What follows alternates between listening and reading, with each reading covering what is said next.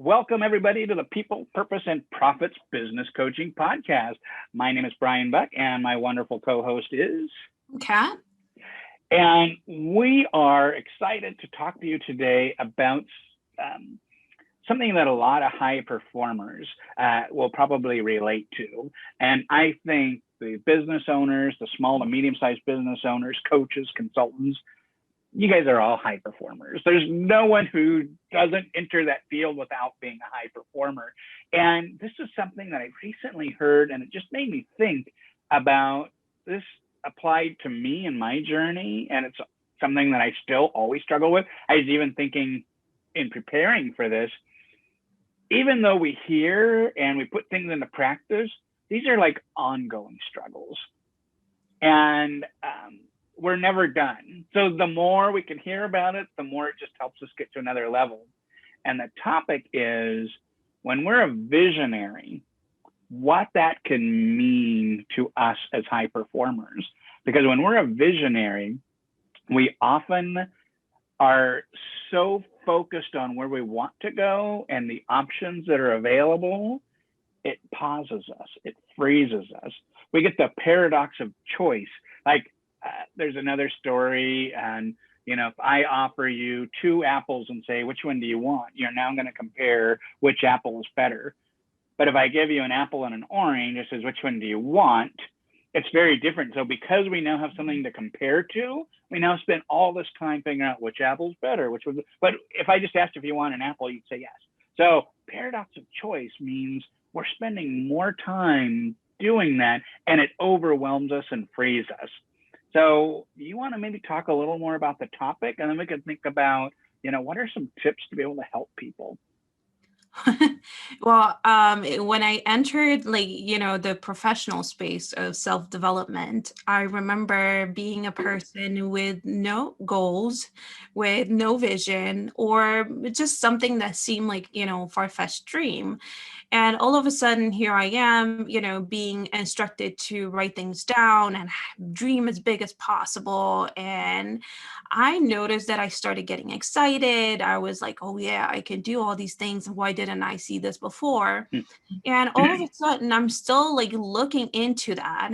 And as I'm going, I noticed that I'm just dreaming how to make the dream bigger, but not so much focus on the action.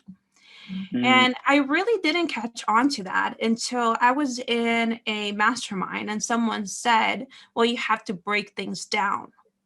And I'm thinking, break what down? Right. Yeah. If I'm dreaming it, it's going to happen, isn't it? Isn't that how stuff works? No, it doesn't. You have to play your part in it. And I do think that sometimes because, we see the potential in that, it's scary to us what we have to do, who we have to become, and to hold ourselves accountable for the things that we play, the role that we play in accomplishing that dream. So it's much easier to just stay in a dream and just have that and nobody's ruining it for us than get out there and do the work and actually be willing to fail. I love that. And you're making me think about, in the world that I came from, in the kind of Toyota production world, there's this concept called Toyota Kata. And the concept of that is, you know where you want to go, but it is so far out there that you don't know how to get there. And so when you start, you have to do little experiments. And they talk about, you have a flashlight, and the flashlight can only see a little bit in front of you. The flashlight doesn't reach where you want to go. And you just have to keep doing that. So I think there is that piece of overwhelm that can happen when we can't say we want to get there, so here's the project plan to get there. And I think especially from high performers, especially in the corporate world, where we get rewarded and accolades on, hey, they got this to happen, they gave a perfect project plan, they delivered, they executed on the project. But I guarantee you, if you can execute on a project, and you could plan with that much detail, you probably aren't challenging yourself enough.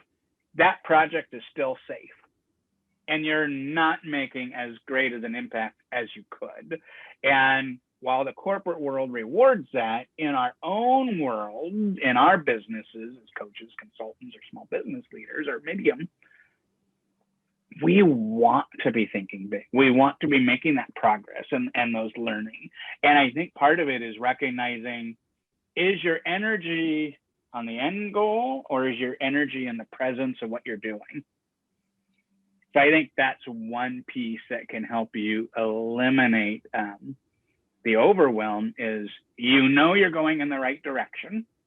So focus on where you're at. I always think of, remember malls? People used to go to malls and they would have a big sign that would say, you are here, and help you. It's like the minute we aren't, you are here, and we're looking at the store we're trying to go to or looking at something else, it's overwhelming because all of a sudden it seems far. We don't know. Is there going to be a crowd in the way? But we just focus on where we're at, and we know our presence is going in the right direction. The overwhelm goes down. Yeah, and just a simple example, if you're thinking, for example, to run a 5K, but you've never exercised in your whole life, and all of a sudden, you're setting that goal, there is a lot of internal, chatter that happens and challenges. And, this is where I think it's really, really beautiful that we started seeing the benefit of having someone help us, having Yeah. someone hold us accountable. And, we have the tendency to fall back into the person that we are, who isn't able to accomplish that 5K goal. But if you have someone that's there and encourages you and explains to you the process, and I noticed this with my clients as well, is that when you tell them that you get what they're going through, you've been there, you've experienced that, then it doesn't seem impossible anymore, Yeah. because you're like, you're understanding that what you're feeling about that goal is normal. So Yeah. I've seen people like jump from, step 2 to step 8 just because of that alone. Yeah. Well, I think there's, especially as a coach, there's one thing on accountability, because there's such power in having to report to someone your progress, that you're making progress, because we're so good at being like, that's good enough if we're just holding ourselves accountable, because we always want to be successful. But when you have someone, I think also as a coach, is helping people to have that insight.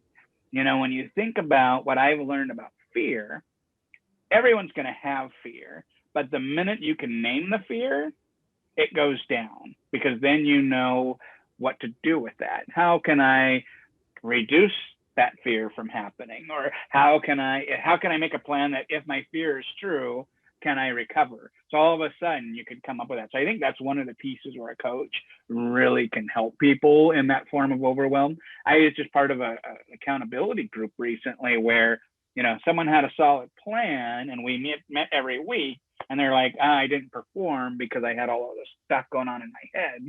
And like, the accountability group wasn't enough for that person. They needed to have a coaching intervention, be able to help them take that next step. Because, what's funny is, you make me think overwhelm is probably a topic we could spend a lot of time on. But there's one thing to say overwhelmed towards our vision versus even overwhelmed to do our baby step task, because it happens in both places. And I think they're a little, they're very similar, but there's different ways of responding to that. Yeah. And what I've seen also, I've noticed with a lot of business owners is when they have an idea is, it's something exciting, but in the same time, it's frightening. And it goes like this: if I don't achieve it, then I failed. But what if I achieve it and is not what I want it to be? Or what if I achieve it and it is all that I want it to be? What's next?